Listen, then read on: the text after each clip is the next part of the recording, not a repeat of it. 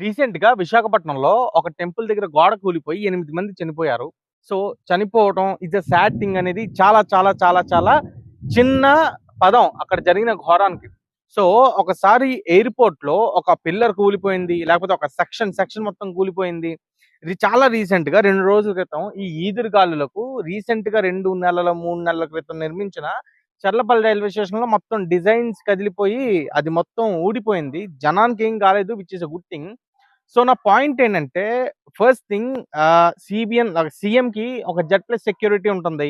పిఎంకి SPG security ఉంటుంది. కానీ మనమే సెక్యూరిటీ స్పెషల్ డేస్ కాకుండా టూరిజం ప్లేసెస్ కానీ టెంపుల్స్ కానీ ఆఫ్ బీట్ టైంలో వెళ్తే బెటర్. అండ్ రెండో పాయింట్ ఏంటంటే కాంట్రాక్టర్స్ మీద ఎక్కేస్తే అప్పుడు వీళ్ళందరూ మారతారు. కరప్షన్ దీనికి చాలా పెద్ద ఆస్పెక్ట్.